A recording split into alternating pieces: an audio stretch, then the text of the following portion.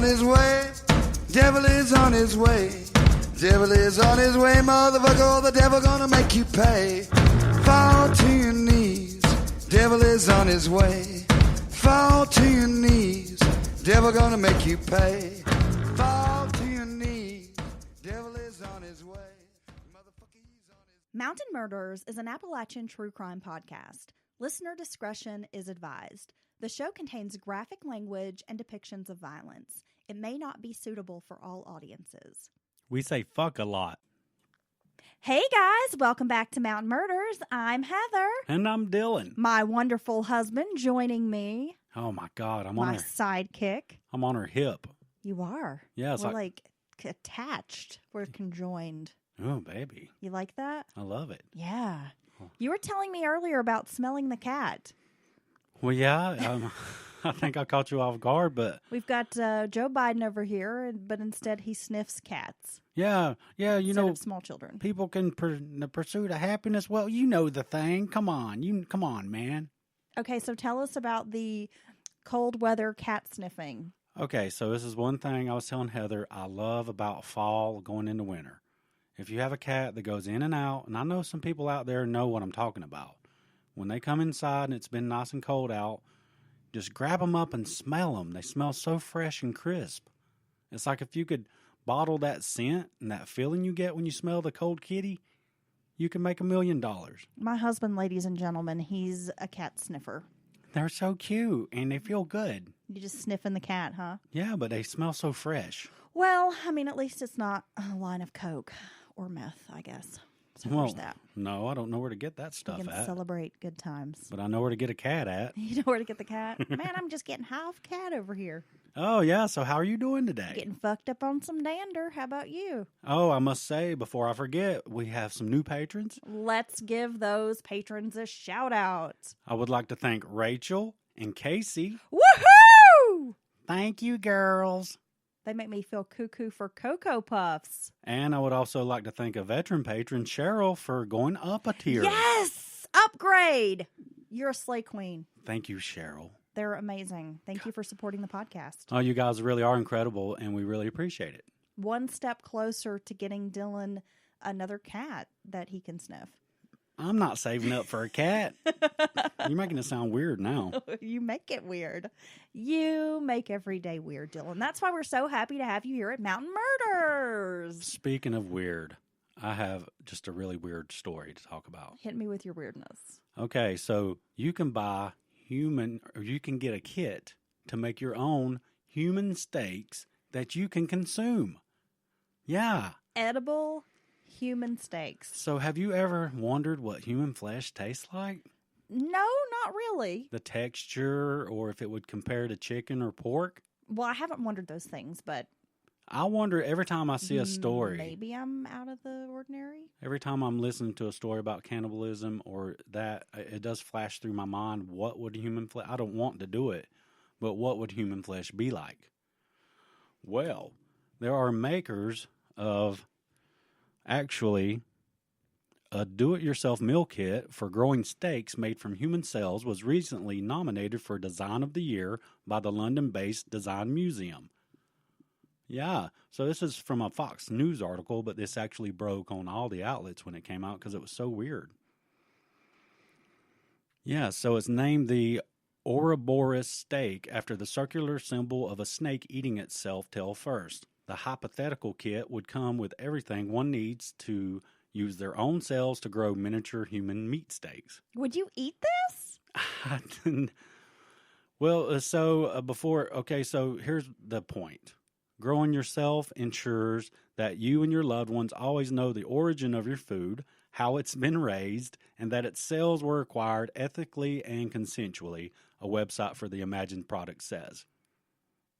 The imagined product. So is this a real product or is this just like a hypothetical product? I'm confused. Okay, so when I first read it, I was like, what the hell? Because I know about lab-grown meats. Do you? Can I tell you in a nutshell what the idea is? Yeah. Hit me with your best lab-grown meats. So, wow, right across the face. Bring your lab-grown meats and finest cheeses of the land to me, sir. The succulent juices. Yeah.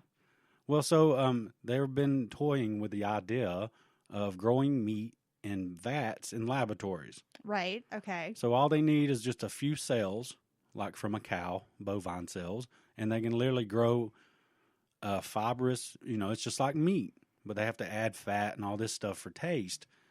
And so, the thought is in the future, no matter what you think about the environment or how you politically lean, we're literally going to overpopulate the earth at some point, right? So there's not going to be room to grow cows and things of that nature enough to feed people. That's why we're going to be living on Elysium with our podcast money. We're not going to be on All Elysium. $5 of We're going to be on Earth looking up at Elysium. Yeah, probably. Yeah, so anyway, so you have your lab meats. They're not for human consumption yet, but I do find it fascinating, some of these efforts people and ideas people are putting in for the eventual overpopulation of the earth and how we're going to feed everybody. So the point of this kit is to point out that lab meats aren't that friendly for the animals. They're not. And you know why? Again, hit me with your best grown lab meats. Hit you with my vat meat? Yes. Okay. With your big chunk of vat meat. Well, in order to, I guess, feed the cells in a way, to grow it, they have baby cows are killed. So pregnant cows are slaughtered, and they take the fetus blood out of the calf to produce fetal bovine serum, which is a very important part of the process for the lab-grown meats. So these people have put out the cannibal steak kit for yourself, pointing out, it's not a real product, by the way, before you go for your wallet, as the article says. You cannot buy it yet. Well, that was going to be your Christmas gift. But it's pointing out that lab-grown meats act all, ethical for animals, but then they're just slaughtering pregnant cows and getting the baby blood. They can't clone the baby blood? You're telling me they can come up with true blood for vampires on TV, but they can't come up with fake cow blood for my lab-grown meats? So here's the meat of the story. Oh, did you like that? Yeah. So this is like a buffet of information. Hospitals throw out expired human blood every year because it's just old. It's, and they toss it, they incinerate it. Well, the expired human blood could be used to develop this the same thing that the fetal bovine serum produces to, grow the meats. Would you eat something that they use human blood to grow? Well, it's probably not my first choice, but then again, I've eaten some terrible shit like food from Taco Bell, so I'm going to say, what the fuck? If I was hungry, food's food. It's a strange thought, but you have the blood. It's there anyway. It expires and they throw it out. So it could be used to actually feed people in the future. This is how the zombie apocalypse begins. You think so? Yes. When we start eating human-grown lab meats, this is how zombies get created. They'll end up being some sort of mad human disease. Yeah. So I actually want to get a kit, and I'm going to take some cells from the inside of my cheek. It's like a usual DNA swab, and grow it, and invite everybody over for a barbecue. And we're going to have meat for dinner. What do you think about that? I don't think you want to eat me. I was thinking of a sexual joke, but I'm going to leave that out for now. Those steaks are so small. Well, Dylan, that's very interesting. Thank you for opening the show with this, especially as we approach Thanksgiving. A lot of people aren't going to be able to go enjoy time with their families, but if they were feeling so inclined, perhaps they could grow some lab meat from Grandma and eat Grandma for Thanksgiving. Oh, I didn't even think about that. In this day of social distancing, you could send yourself to someone to enjoy the holiday dinner. Yes. Happy holidays. Yeah, see, that may seem like a very strange concept for us, but in our kids' lifetime, possibly, they'll have to make these decisions. You think so? Do I eat the lab meat? Do I eat the fish grown on land in tanks? It seems so much simpler decades back when the question was just, do I stay or do I go? And now you have to contemplate whether you want to eat like lab meats or, Well, if you stay, there's going to be trouble. Yeah.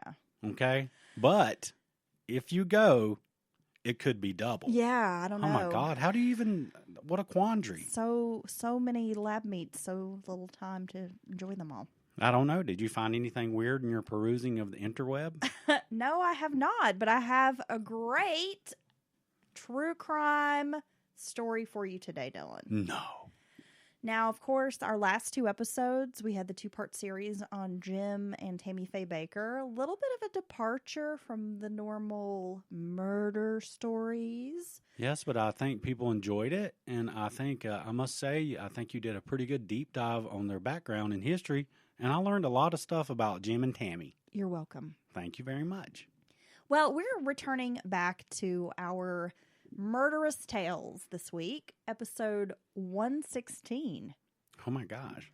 So for this episode of Mountain Murders, I read John White's Murder, and watched an episode of Evil Twins on the ID channel, along with reading various newspaper articles. Yeah, I must say, this set of twins are pretty diabolical. Let's get into it, Dylan. Pete and Pat Bondurant are fraternal twins, although I did read some differing accounts that they are identical twins. But for all intents and purposes, they're fraternal twins. So they're definitely twins. They are. Okay. And the book says they're fraternal, so I'm going to go with that. And they were born on April 4th, 1955 in Memphis, Tennessee. Now, the twins were the first of 4 kids born to parents Hugh, Peter, and Polly Bondurant. Both parents were civil service employees with the U.S. Army, and the Bondurants' profession took them to a variety of places. But by the late 1960s, the family had settled in Elkton, Tennessee. Oh, Elkton. Elkton is an area where the Appalachians sort of peter out into the Alabama foothills. And in 2010, the population was around 528 people. So it's a very small town. Wow, that's almost barely a community. Giles County itself has a population of around maybe like 24,000. So still a very small rural area. Well, yeah, I mean, so this is going to be a type of area where everybody knows everybody, and they've known people since they were little kids type of thing. Definitely. In Elkton, Mr. Bondurant was employed by Redstone Arsenal, and his wife worked as a school teacher at Elkton Elementary School. And by all accounts, the Bondurants were good, law-abiding, respectable people who were considered good parents to their 4 children. There are conflicting reports about Pete and Pat Bondurant's boyhood years. Now, some folks describe them as nice enough kids, respectful, just good old boys. Just some good old boys, right? They don't mean no harm. Never meaning no harm. Whatever, dude, yeah. Oh, my God. You just got your hillbilly card rejected. Oh, yeah. I feel really terrible about that. I was too busy loving Boss Hogg, okay? You don't get the discount anymore. Others say they were a handful, often seen giving their mother a hard time in public as kids. I mean, I imagine having twins, trying to wrangle them in a public setting when they're little. I'm going to say, Probably tough. as a parent, anytime just the thought of twins, knowing what I went through with each baby, you know how hard a baby is, a full-time job. I could only imagine when you got one crying, waking up the other. I mean, always a diaper needs change. Somebody's hungry. Gosh, what a handful. Her poor nipples. And though they didn't come from a dysfunctional home and there were no signs of, abuse, the boys earned quite a reputation during their school years. Now, in school, classmates described the Bondurants as crude, often disrupting class with loud farts. Yeah, and you know what? That gets not funny pretty quickly. And fighting like wild beasts. Others said the fights were due to being picked on by kids, often for being twins. I didn't realize that was something that kids would pick on you about. Hey, you got any chewing gum, you son of a bitch? Where's your brother at? You look stupid because you're a twin. Oh, you got his face. I mean, I don't get that, but okay. You still getting residuals off your double mint commercials, you bastard? Mentos, the fresh maker. Didn't they have some twins on the Mentos commercial? No, it was a double mint. Whatever. Oh, my God, dude. I'm not on my A game today, Dylan. Jeez Louise. I had a lot of cake this weekend. I just feel fat. Oh, my God, that cake was so good. And useless. I'm like an old house cat that you can sniff later. Pat was the quieter, more serious of the pair. He was a loner, an avid reader, bookish, but willing to step in to help his brother Pete. Pat avoided confrontation, unlike Pete, but Pat was willing to join in. He always had his brother's back, it seemed. And Pat was the more outlandish of the two. He was loud, obnoxious, but sociable. And it wasn't like the brothers lacked in friends, But maybe it was because people were kind of afraid of them. Yeah, so they were pretty big guys, right? Big kids? Yeah, we'll get into that here in a minute. Pete and Pat. Pete was a bully. He was an instigator. And Pat was said to just sort of go along with whatever the brother told him to do. So Pete definitely seems like he's the dominant of the two. So Pete would maybe drag Pat into situations or stir up a mess and then be like, "You've got to back my play, bro." Yes. Oh, my God. As children, the pair claimed to kill cats. Now, here's a trigger warning for our folks who don't like animal abuse. I'm already triggered because I love cats. You might want to skip ahead a minute or so. So the story was they would bury cats in the backyard and have only their heads peeking up out of the ground, and then they would run over the top of them with a lawnmower. I just don't understand why you would do stuff like that. Now, there's no hardcore proof to back up this story, but all the same, the people of Elkton knew the brothers well enough to find it believable. That's just pure cruelty for cruelty's sake. Another story from their childhood involved their daddy buying a new calf. So there you go, calves and cats, Dylan, it's a story for you. The calf needed to be bottle fed, and Mr. Bondurant showed his boys how to feed the calf. Then he left them unattended with the animal, and when he returned, the calf was dead. The boys had beaten the calf with a 2x4 after saying the animal refused to eat. Oh, yeah, that makes total sense. Right. That's reasonable.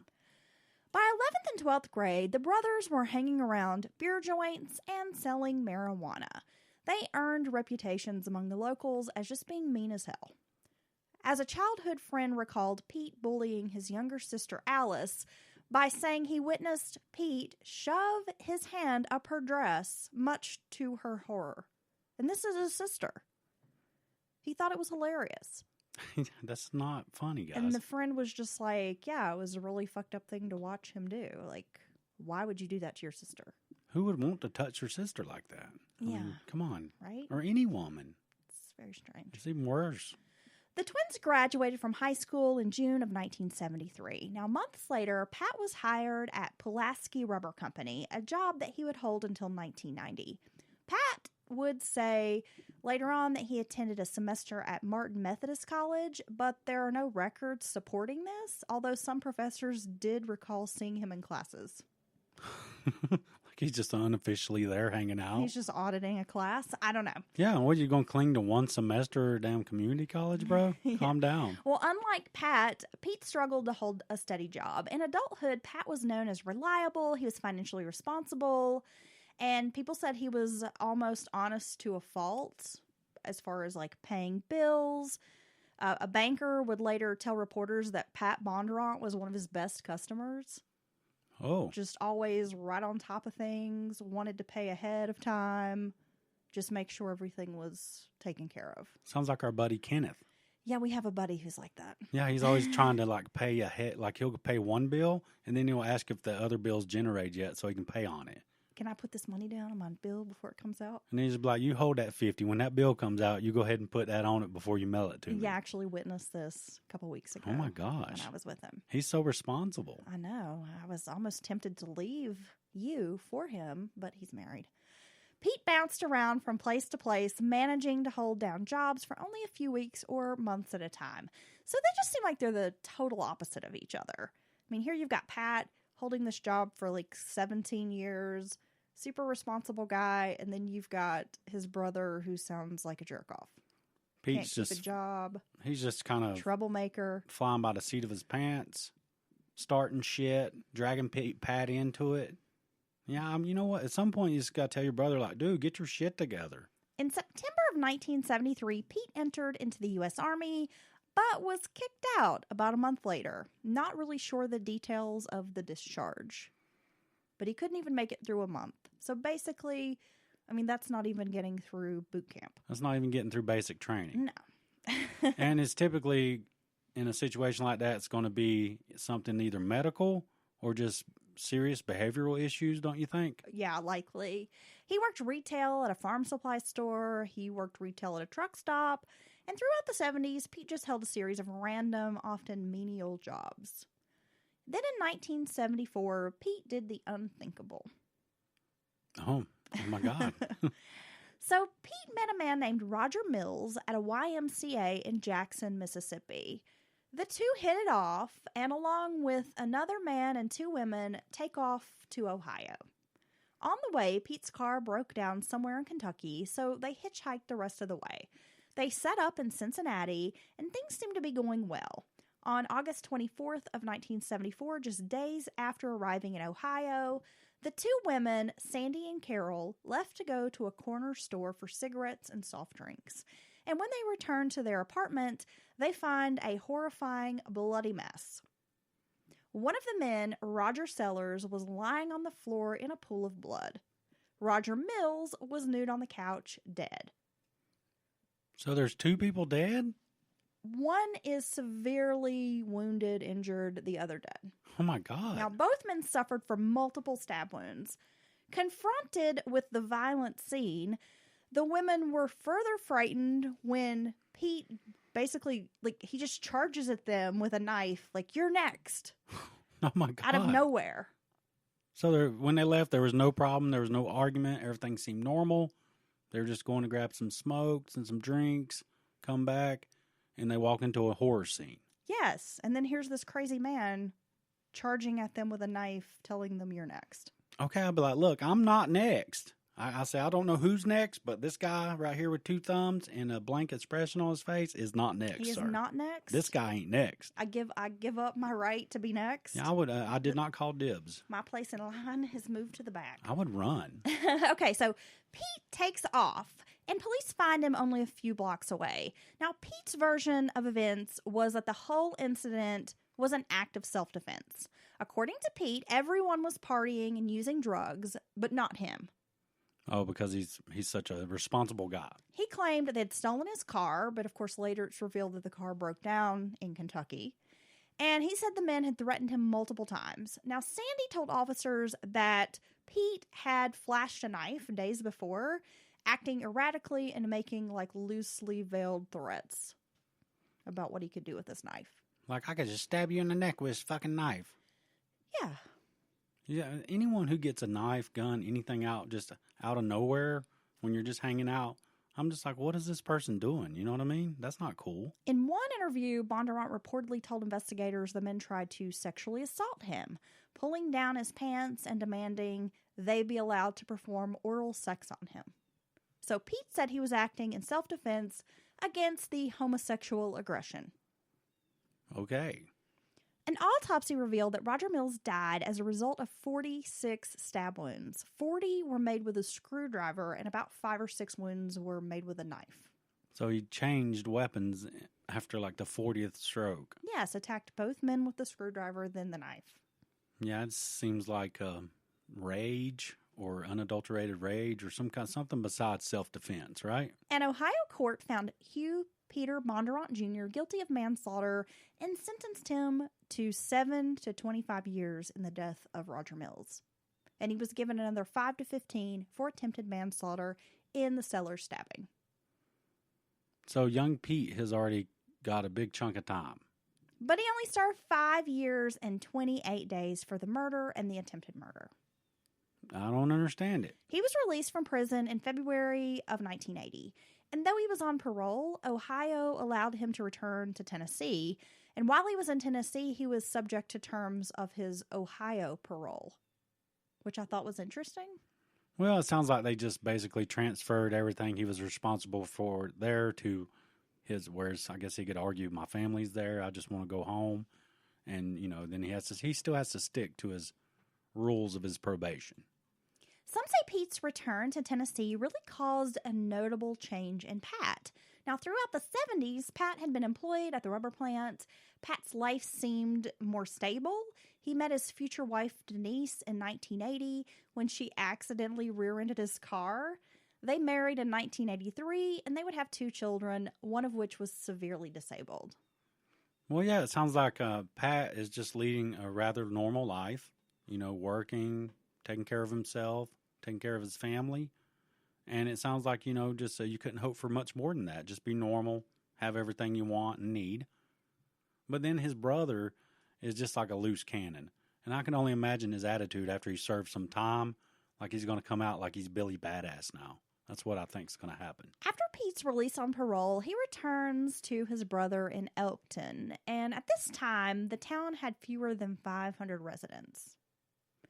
The twins were both around 350 pounds, so those were big, hefty guys, and they were known to dominate social scenes with their coarse behavior and vulgarity. Yeah, that's two big guys right there. You know, it's like a damn tag team. 700 pounds, a damn menace. And so they're going to go around carrying on and stuff and dare anyone to say something. Or maybe I should say Pete definitely sounds like that guy who would act like that. And just Pat's kind of there with him along for the ride. Denise was unhappy with the arrival of her husband's convict brother. The brothers grew close again, and soon the dilapidated farmhouse where Pat and Denise lived near Shady Lawn Truck Stop became known as the party place once Pete moved in. So Pete comes in. He's probably not got a good attitude. And I'm going to guess that maybe he's continued to sell drugs here and there since they were selling a little bit of weed back in the day. And he's killed a man and injured another man and served time for it. Not enough time, in my opinion. And so here he is. He's back. And you could look at it from, is it Denise? Yes. Her point of view. They've been having a normal life. He goes to work. Her husband goes to work. And they have kids. And here comes this guy. And now it's a party scene every night. That's probably not cool. Pete and Pat had learned during their teenage years that drugs meant girls. So quickly, Valium, Dilaudid, cocaine, and alcohol flowed as freely as the young people who came and went at all hours from the farm. Ooh, where's this house at? In Elkton. I'm going to go down there and see if it's still popping. I mean, I think we probably all know someone like this, or maybe there's that certain house in town, especially if you grew up or live in a small town. Yeah, see, we live in what I consider a small town. We do get a lot of tourists and things like that. But this place is a tiny community. Less than 500 people. Yes. I mean, that's not big at all. So it's not going to take long for word of mouth to spread. And the young people and such who do want to drink and wild out, they're going to gravitate to this house pretty quickly. And it's going to happen a lot and often, I would think. But yeah, I think we all know that either because they came from, decent parents and stuff. So it's not like their parents they learned these behaviors from their parents. Who were shitbirds.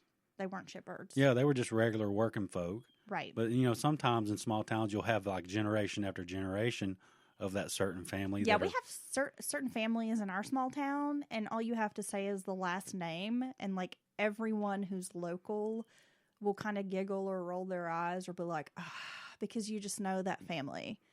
They're the people who always have drugs and always have loud parties, and there's always some kind of domestic incident, or the cops are always there. Oh, yeah. It's just, Yeah, people can be like, so-and-so moved in down the street, and people are like, oh, God. There goes the neighborhood. You're going to have nothing but trouble out of that lot. So I just feel like it's probably not uncommon for most people to be like, yeah, okay, we all know these people. And so this farm is just becoming like the party zone. And I imagine that does get old. I mean, probably for Denise, and then if they have neighbors. Probably for Pat to a degree, but he's just kind of, his brother sounds to be a little overbearing and kind of we're going to do this. The pair exhibited chameleon behavior, like different personality characteristics depending on the situation. And this kind of adaptive behavior is often associated with antisocial personality disorders.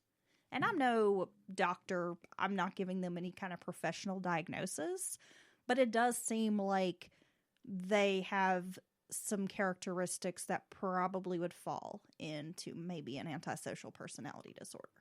Well, so it's antisocial personality disorder, but it sounds like they're good at blending in and making people think they're cool with them. Yeah.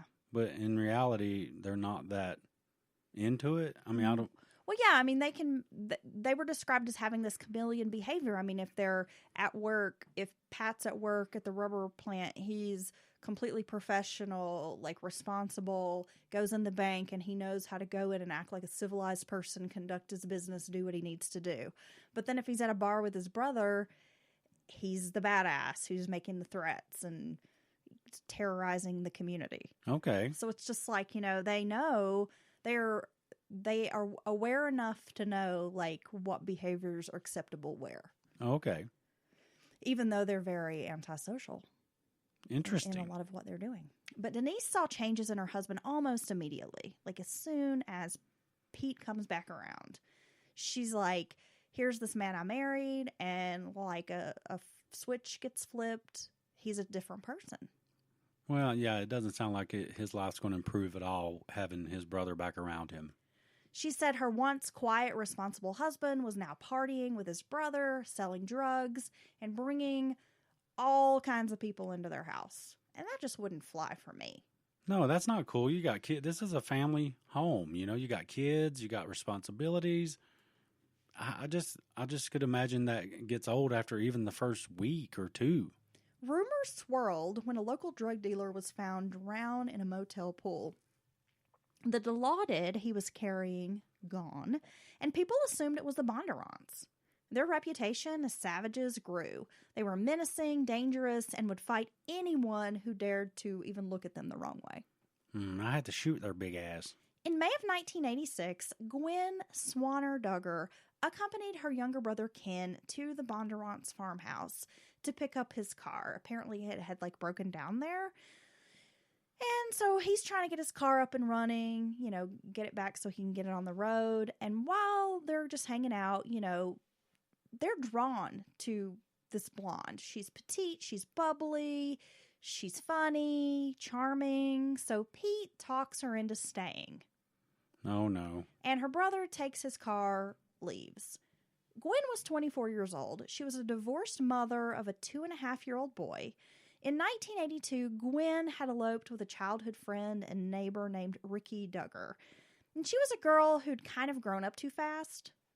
Cruising the strip at a young age, boy crazy. And when the marriage didn't work out, Gwen lost custody of her son to Ricky. So she was depressed, turning to drugs to alleviate some of the pain she felt.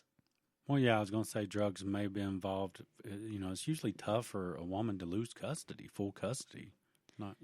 People knew Gwen as mostly happy-go-lucky, free-spirited. She liked to party. She made friends easily, but underneath that, bubbly, charming exterior, she had some pain. And that evening, Pete kept giving drugs to Gwen until she was incapacitated. Pete took her into the bathroom to have sex with her, and Pat joined him. When Denise caught Pat having sex with the nearly unconscious Gwen, she was disgusted.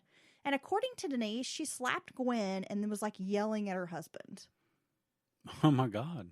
Later, when Denise saw Gwen passed out on the floor of the farmhouse, she tried to get her up to leave. And Pat walks over with an axe handle and beat Gwen to a pulp as Denise watched. This is insane behavior. Then Pete pulled out a .22 caliber pistol and shot Gwen twice in the head. The brothers then took Gwen's body outside, burning it over the course of 3 days in a 55-gallon barrel.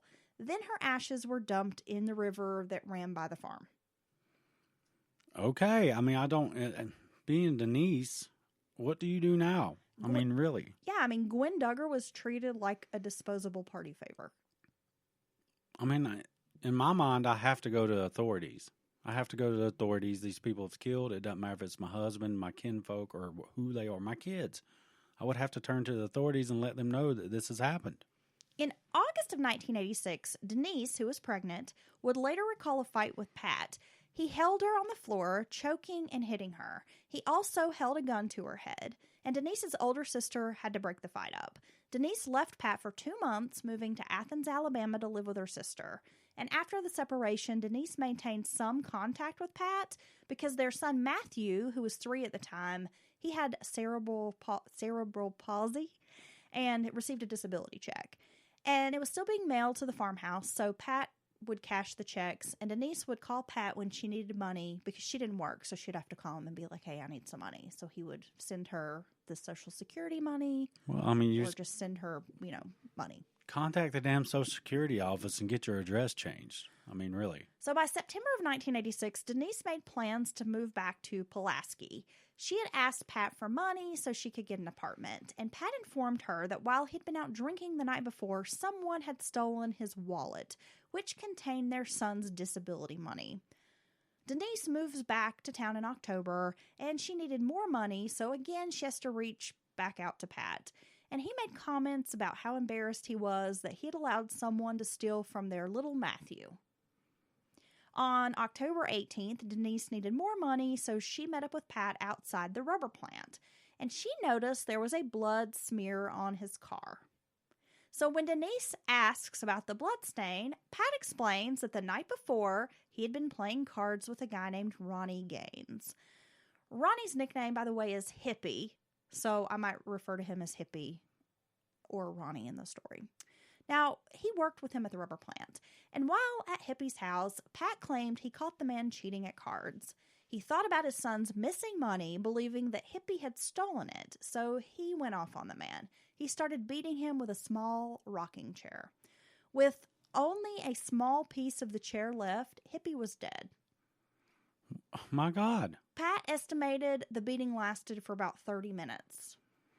So you think about someone stealing your wallet, whether they did or didn't, who knows, and then you think this guy might be cheating you, but then, in your brain, putting all that together as some justification to attack this man and beat him to death. I mean, that's just abnormal behavior. That's nothing normal about that. Afterwards, Pat dragged Hippie into the bathtub. He phoned a friend at the Shady Long truck stop, asking him to go across the street to the farmhouse and get Pete. So Pete shows up at Ronnie Gaines' house, sometime later, and he helps his brother dismember the body. So they've already done this to that poor girl and cremated her basically in that barrel and disposed of her. So they have no problem. It's not weird at all for one brother of the other to call and say, hey, I need your help getting rid of a body. You're exactly right, Dylan. I don't get how you keep on and on. And how these guys, it's a small town, the rumors got to be swirling, and someone just needs to dial them out. I hate to be a snitch, but, I mean, what the fuck? Snitches get stitches, Dylan. Well, snitches also get accolades for doing the right thing. You end up as an ash pile in a ditch, bro. Well, I don't hang around people that kill people, so I won't have to dial them out. But Good be aware, deal. If you kill people around me, good for you. I've done enough, read enough of these stories, listened to enough true crime. Dylan's going to tell on your ass. I'm going to tell because I've been implicated, guys. And if at this point, when I know and I don't do anything about it, I can be accessory after the fact. And guess what? They go to jail. You're too pretty for jail. I'm too pretty for jail. He likes creature comforts, okay? I like to moisturize. He does. He has a good skincare routine. He likes to take care of himself. Feel like there's not a lot of moisturizing going on in jail. Probably not with something that's not sperm or something. Yeah. All right. On that note, Dylan. It turns out snot makes your skin just glow, I tell you. Listening. Yeah. It's beautiful. Thank you. On that note, Dylan, let's pause for a moment and hear from our sponsors.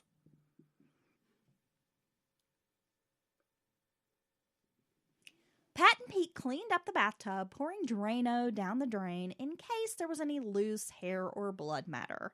The brothers loaded up the body parts and drove to West Point, Tennessee, where their parents had a home. Pete and Pat burned Hippie's body about 5 feet away from the back door of their parents' house.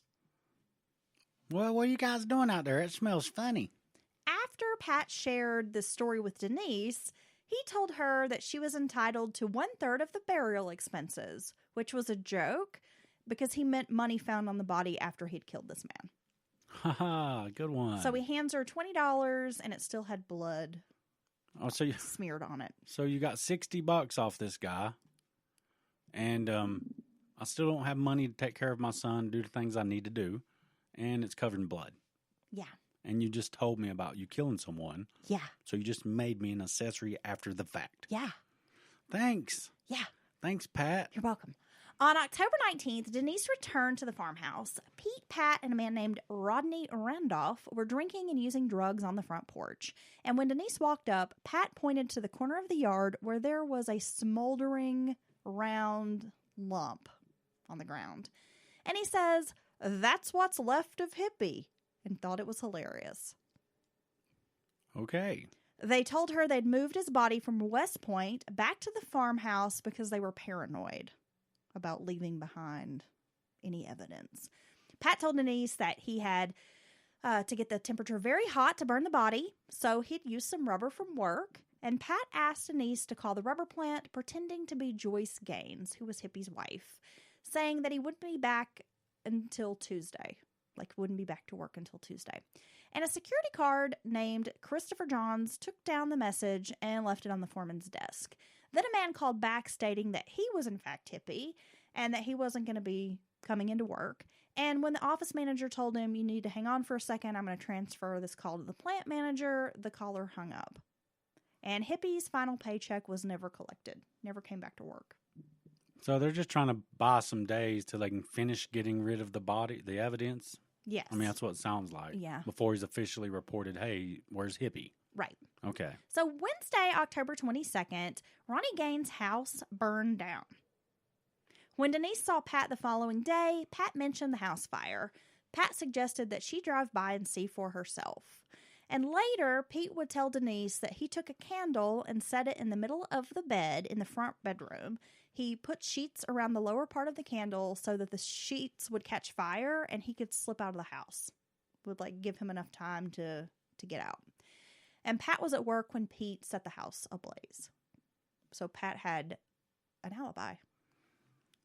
Denise, how many people are you going to watch them or them tell you about them killing? I mean, how do you keep going around this person? I mean, how are you okay with this person being around your child? I don't care if it is their dad. This is psychotic behavior. This is very scary stuff. And it's, I mean, I know things, the weirdest things get normalized because it happens over a period of time. That can explain a lot of things. But, I mean, at what point, what's it going to take for you to be like, or at least get the fuck away from them, go somewhere away from them and stay away?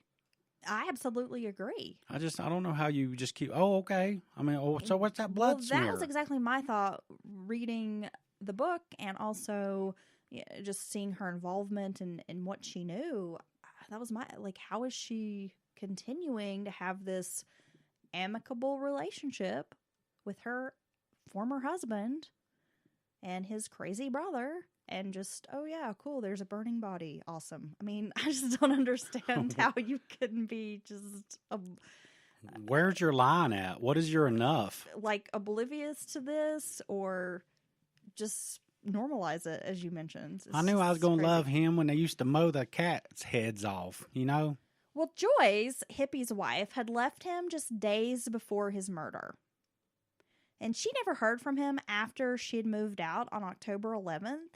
And eventually she was granted a divorce on the basis of desertion. Because they had no body, they thought he had just up and left. So she was like, well, this has went a lot better than I thought. I thought I was going to have to argue and fight with Hippie, but, you know, he's left me alone. So, you know, he's acting mature and grown. And all the while, he's been murdered and his house burnt down. Come to find out, the person who had taken Matthew's check was actually a guy named William Wade Bass. He had seen Pat about a month earlier in September at the Western Lounge, which was a bar, and he saw this wallet on the floor, picked it up, and when he got home, he took the cash out, and he was able to cash the check because it had already been endorsed by Pat. Okay. So Pat kills Hippie for, like, no reason at all. Well, yeah, I don't think these guys need a real reason. They don't. I mean, it's just if you've wronged me or if I perceive that you've wronged me, or, I mean, they're just in it. It seems like almost if I can keep getting away with it, like it's some kind of game. The Bondurants not only had gotten away with murder, but they terrorized innocent people. Now, according to Loretta Teeples, this is Joyce's daughter. This would be Hippie's stepdaughter. Years after the disappearance of her stepdad, Ronnie Gaines, Loretta is consumed with fear of the Bondurant twins.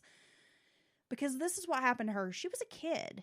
And after her stepdad went missing, there was an occasion when the investigation was kind of starting to heat up. And they were looking at his disappearance as, you know, possible foul play. Loretta was in her classroom at school when she looks up from her schoolwork and she sees Pete and Pat standing outside the classroom grinning at her. Okay. Crippled with fear, she tried to get her teacher to help her, but he was too afraid of the huge twins to intervene. She said she dropped her head on the desk and she begins crying very loudly, and that when she looked up at everybody, the Bondurants had gone. So fearfully, she leaves one building where she'd been having the class, and she races toward the main school building. And just as she opened a door, somebody grabs her wrist. And she starts screaming in terror because she was so afraid. But it turns out it was a teacher who grabbed her. And the teacher pulled her into his classroom and made her hide under the desk until the Bondurants left. The teacher later explained to Loretta that he had seen the brothers in the office earlier, and he thought they were trying to locate her. Call the police. I mean, we have two people here who are not connected to the student, have no business asking information in the office or walking around our campus. The teacher had this really bad feeling about the situation and hid Loretta out in the classroom until the brothers had disappeared and had left campus. What was the first girl's name? Was it Crystal? It was Gwen. Gwen. So Gwen's brother left her there. Yes. To hang out with these guys, and she's never seen again. Right. I mean, you don't go, say, to the law and report your sister missing. Your family doesn't say, hey, where's Gwen? Oh, last I saw her, she was at this house with these kind of crazy guys we all know about, and go report her missing. Well, I just think people were so afraid. I mean, they're doing this to a child whose stepfather has gone missing, and they're terrorizing a little girl, a kid.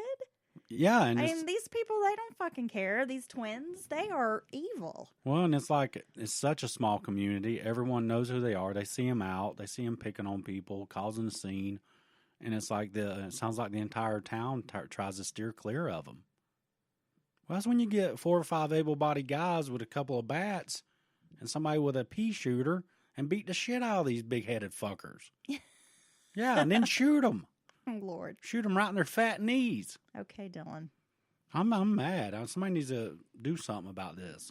Dylan's Mountain Justice group meets on Tuesdays. That's right. Get your mare. Get the best mare you got. Saddle her up. Make sure she's fed and watered good, boys. We're going to be gone for days.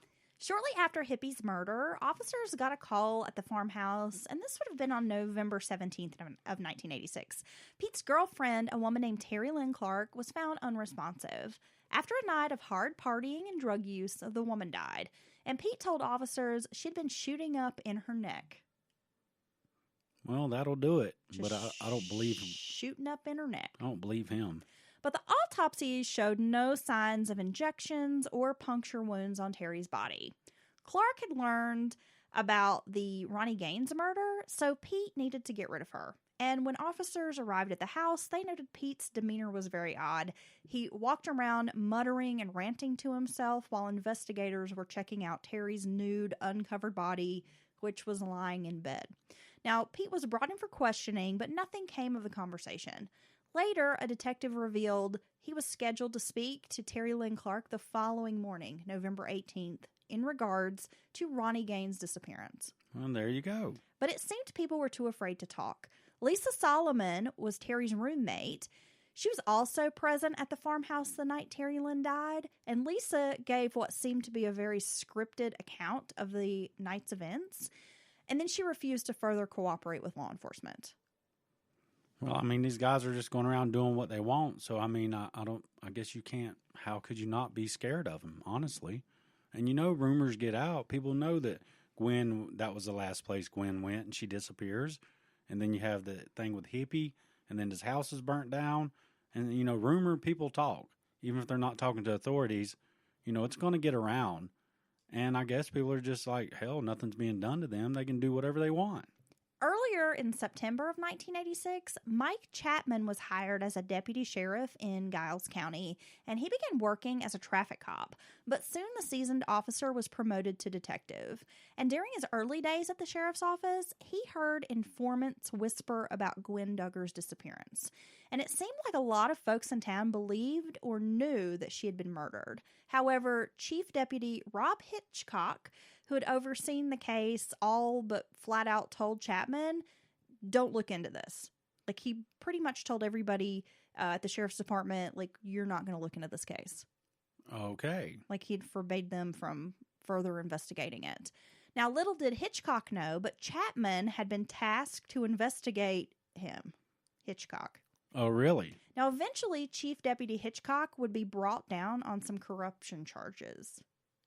Oh, so maybe he's getting some kickbacks from some drug dealers. Makes you wonder. And when Chapman finally was able to secure the file on Gwen Dugger, he was surprised. Now, to the layperson, the file appeared as if there had been a decent amount of investigation into her missing persons case. However, when he started to dive into the file, he could see that very little had actually been done. So they didn't even investigate it once she was reported missing, or they just really basically didn't do anything with the investigation? No, not at all. I mean, it seemed like there was a lot of paperwork sort of shoved in this file, but nothing was actual investigative work. Well, that makes sense. It was like missing persons poster, like a very generic poster, and, the missing persons report. I mean, but there was nothing, he hadn't talked to anyone, hadn't interviewed anybody. Well, I can imagine it would be hard to get something. It wouldn't be that hard to get something to shake loose if he started just interviewing people around these guys, or, get somebody who's in, the cliche move of the cops, get someone in trouble for some drugs or something, say, we'll let you off. You give us information about this murder. So all of these murders took place in 1986, but it was 3 years later that Mike Chapman is finally able to get his hands on the file and start looking into these cases. And the entire time, these guys just out of fucking control. Yeah. Doing whatever they want. Running the town. They think they're untouchable. Now, Mike Chapman knew that Pat's wife, Denise, had left him and was dating another man. And her new beau was a known informant. He was a CI. So Chapman felt if he could put some pressure on this guy, he would at least talk or maybe encourage Denise to come forward with whatever information she had. So Chapman reached out to a TBI agent named Bill Coleman with what he had on Gwen's disappearance. Now, Denise was willing to speak to the officers under one condition. She'd be given immunity. Well, that's a good sign. So after working out the details, Denise's conditions were met, but before she was to meet with them, she had phoned a divorce attorney. And when Pat and Pete catch wind of Denise's plans to file for divorce, they threatened to kill both Denise and her boyfriend. Why wouldn't they? Investigators acted fast and decided to show up at Denise's apartment unannounced. And this was not ideal. They knew they wanted to speak with her, but just showing up at her house, they didn't feel like was ideal because they knew, she has kids at home. They wanted to get her at the station, but they also knew if she's getting death threats, we have to act fast. Now, when Coleman arrives, he said to her, "I'm Bill Coleman, TBI. Don't you think it's time we talked about this?" And she just starts crying. Oh, so it's over. The gig is up. She was obviously afraid. At his urging, she made some arrangements for her sister to come over watch the kids, and the two drove to Chapman's office at the courthouse. Denise surprised detectives. She was an incredibly intelligent woman who recalled dates and times like a computer. Oh, my gosh. Realizing they'd struck gold in Denise, she was a perfect witness. With unerring accuracy, Denise recounted Dugger's rape and murder at the hands of her husband and brother-in-law. Then she moved easily into the Gaines story. She told Coleman how Pat had suspected Ronnie Gaines had stolen his wallet and how he'd gone to Hippie's home and killed him with the rocking chair. She told the agents how Pat and Pete had cut the body into pieces and stuffed the dismembered body into plastic garbage bags.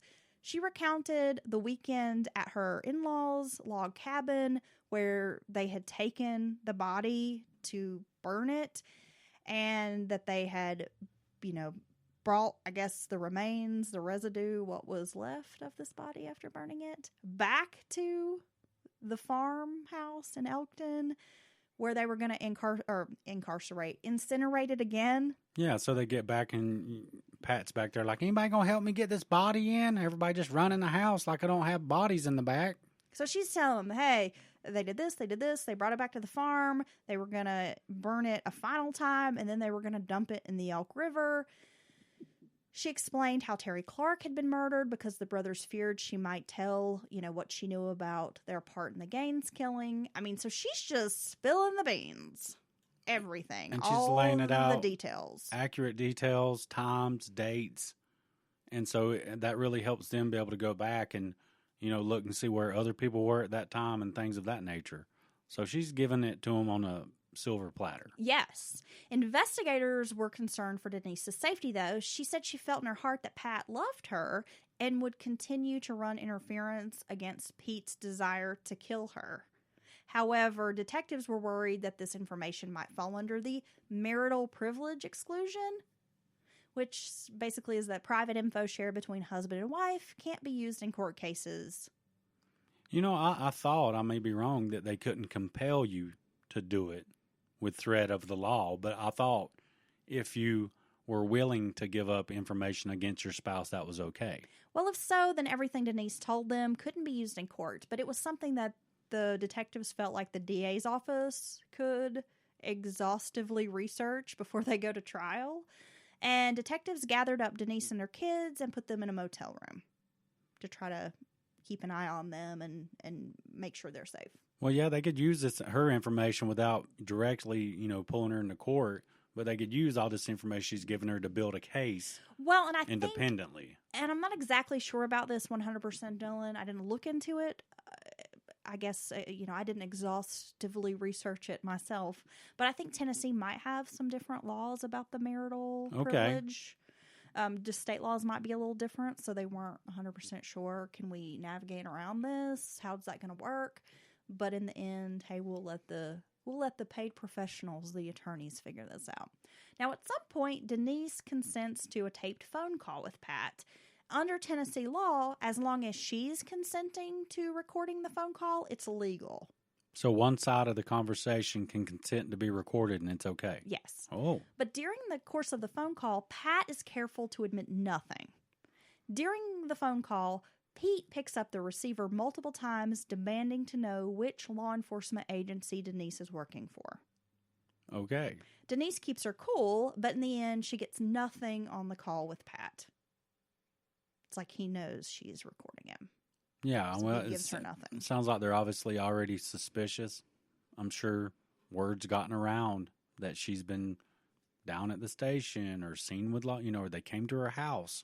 These are types of things that is going to spread very quickly in a small town like that. They have Denise's interview. They have Denise's word. But other than that, they don't have anything else to link the Bondurants to the murders. So they have to find some physical evidence to link them to the crime. The Bondurants had long been moved out of the farmhouse because at this point, it's 3 years after the murders. So investigators reached out to the owner about searching the property. With serologists on hand, the detectives began combing the house. And since Denise had lived in the house, the landscape had changed a bit. The fire pit had been filled in with dirt. The riverbank had eroded and kind of expanded a bit. And they were having a lot of difficulty finding this forensic evidence because they knew, hey, this fire pit has been filled in, but they weren't sure exactly how, much they had to dig, how deep. Well, yeah. Yeah, I'm sure it wasn't, it was probably just a literal, brush pile kind of situation on top of the ground. So they don't know exactly where to dig, what they're looking for, how big the evidence is. So yeah, that could be tough. Serologists were able to find blood residue in the grooves of the floorboards. We all know, you think you've cleaned up a crime scene, you haven't cleaned up a crime scene. And so the trick is, don't have a bloody crime scene. That's the trick? That's the trick. They find it in the grooves of the floorboards, under the floor planks, and even on the ceiling. Digging through the dirt, skeletal remains of a partial skull were found on the property, and luminol uncovered blood evidence. Blood's stains. So hard to get rid of. I mean, it really is. And another key to solving the Gwen Dugger case, Gwen was known to wear a diaper pin on her tennis shoe. Now, when her son was a baby, she had gone to buy some diaper pins at a local store, and they only had pink. So Gwen purchased the pins, and from then on, she would use the pink pins to be different and to set her son apart. Like, she continued using the pink diaper pins. And to think of her son, she kept a pink pin on her tennis shoe. In the debris, officers unearthed a single pink diaper pin on a piece of what was likely her tennis shoe. Oh, there you go. The only evidence to connect Gwen to the property, but it was such a good piece of evidence. Police also got a warrant to search Mr. and Mrs. Bondurant's property where Hippie had originally been burned, and they found some small skull fragments, which helped seal charges against the brothers. I should also mention that Mr. and Mrs. Bondurant were dead set on filing lawsuits against the police, claiming that their rights had been violated, just making a big stink about their son's innocence. And how dare you come on our property? Well, I mean, maybe they really believe that, but I mean, they burned a body just outside the back door. And so, I mean, I don't know. I'm not going to say they were complicit or knew what was going on. They could have been just that checked out, but maybe they did know what was going on, and that's why they were so adamant against them and being investigated. With the mounting evidence, Pete and Pat were finally arrested, and the trial began on March 18th, 1991, so 5 years later.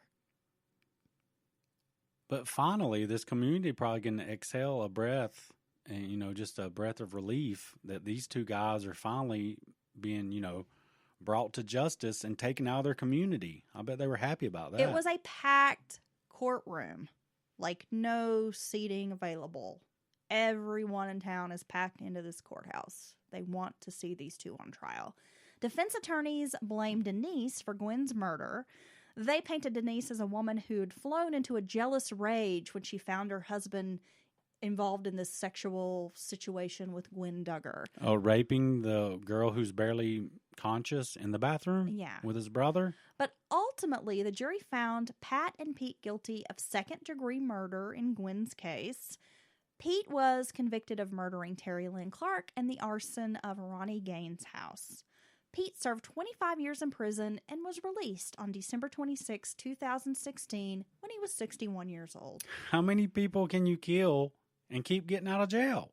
Pat is serving life in prison for the murders of Ronnie Gaines and Gwen Dugger at the Northeast Correctional Complex in Mountain City, Tennessee. So he got a longer sentence than Pete? Yes. The one who had a previous manslaughter and Yes. a serious injury to attempted manslaughter on someone? Yes. That makes complete sense. Pat and Pete Bondurant had only been convicted of their involvement in 3 homicides. So 4 if you count Pete's first conviction for murder in 1974. Now that left at least 6 rumored homicides unaccounted for. So according to White in his book Murder, Murder, hints were made by some of the investigators that there might be other murders for which the Bondurant brothers were responsible.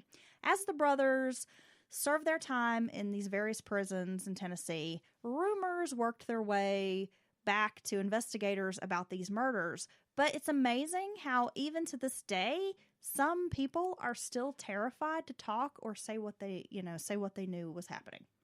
That's because they're going to let these fuckers out and they're going to come right back and be acting crazy again. So one such jailhouse speculation was concerning a random shooting of a man in a state north of Tennessee.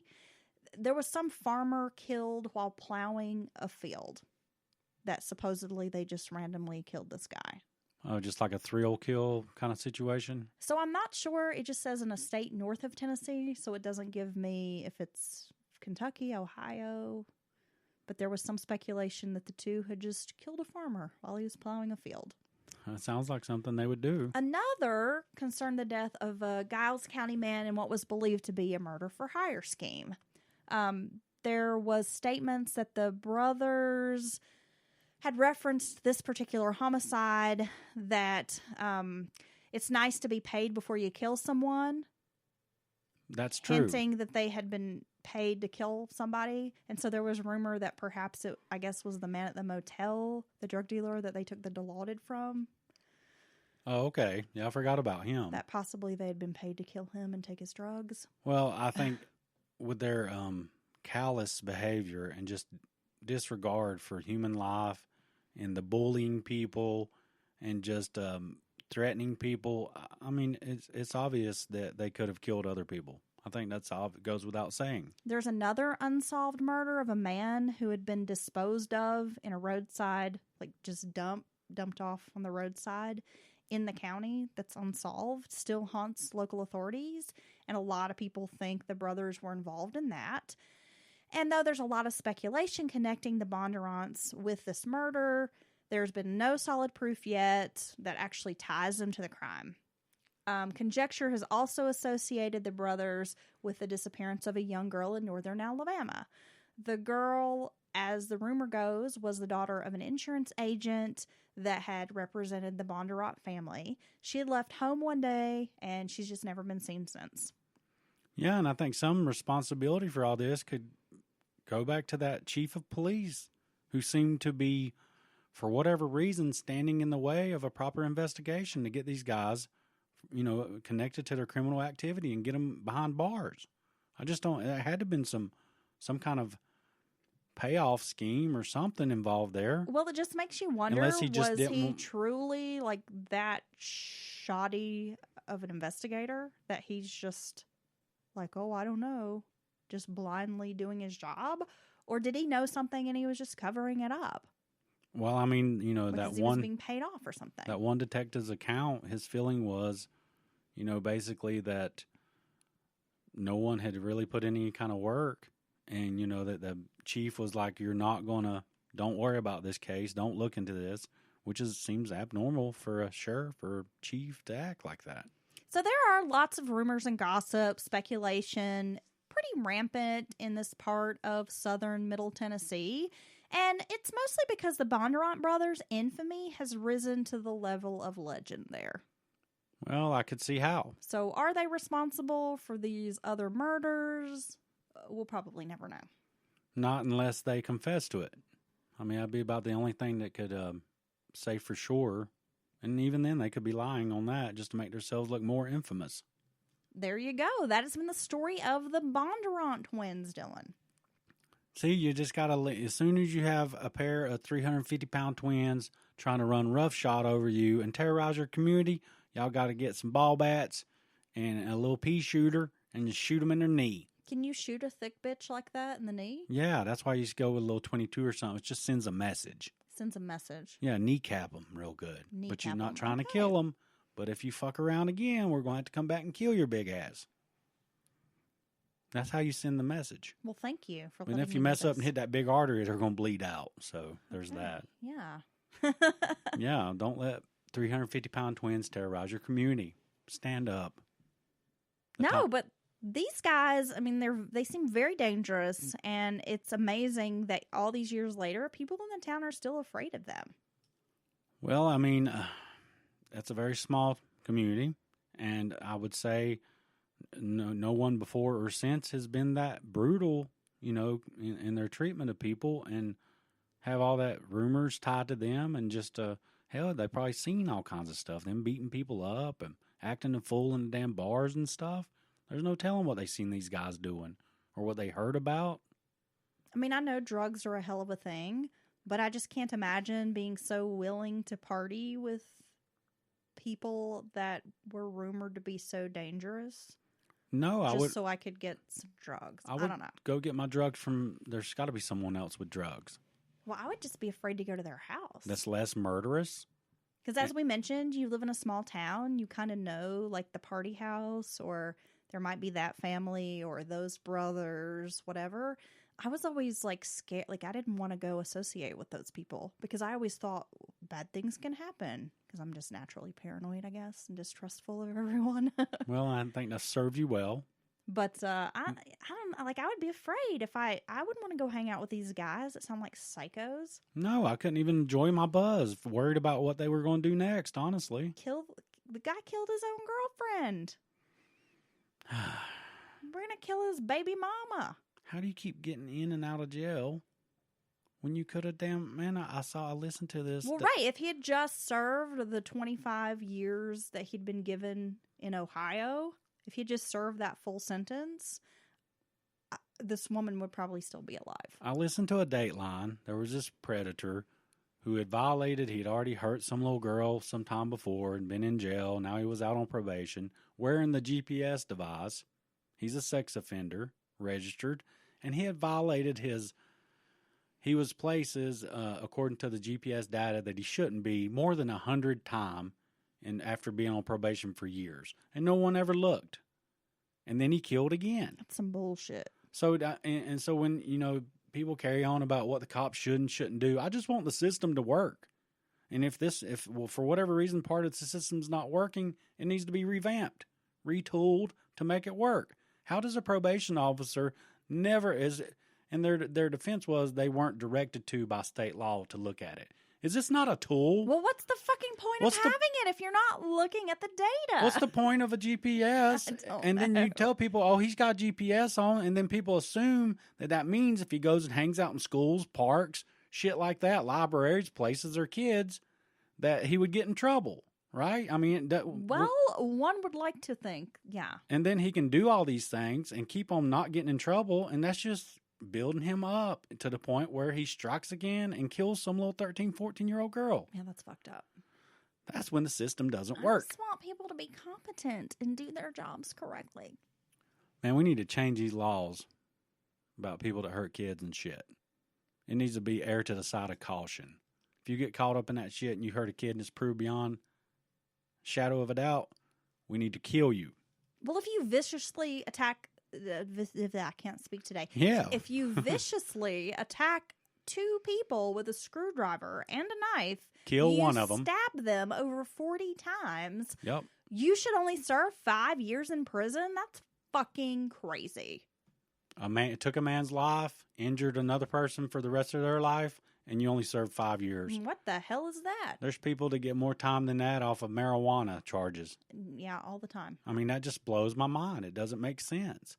I think jail should be reserved for violent, murderous, rapist people that should be removed from society. Agreed, Dylan. And that path should be very short. You don't get to fuck up too many times before you're gone forever. And this is Dylan's opportunity to announce his 2024 run for president. Dylan Packer, ladies and gentlemen, he will revamp our criminal justice system. We're saving the children and locking them up. There you go, Dylan. That's my catchphrase. The government will never allow you to be in that office. They will never allow me to strengthen our child predator laws because some of them are child predators. They're the predators. True. They write the laws. And that's not even some QAnon BS. It's the fucking truth. No, don't make me talk about Franklin Trust. Yeah, well, we'll get into that. We've got an episode coming up, Dylan. We'll talk about all of that. Such a big story. Yeah, so if you enjoyed today's episode, well, that's awesome. Thanks for tuning in. Of course, you can find our 115 catalog episodes wherever you download. Is that even counting the Patreon episodes? I don't know. That's not counting. It's not, is it? So, yeah, over there on Patreon.com, you can find us at Mountain Murders, and there's a whole ton more stuff. That's true. So you can sign up patreon.com/Mountain Murders Podcast, support the show, get some bonus content. We have many, many, many, many, many episodes. I feel like the guy from Police Academy, the commandant. Yeah. Many, many, many, many episodes available. Yep. And we're also accepting more listener stories. So if you've got a great listener tale or you just want to say hi, email us at mountainmurderspodcast@gmail.com. Yeah, we can't get enough of you guys' story. Y'all have some crazy ones, and some of it's pretty damn funny. As always, we love you guys, and thanks for taking the time to listen to Mountain Murders. Yes, thanks to all our listeners.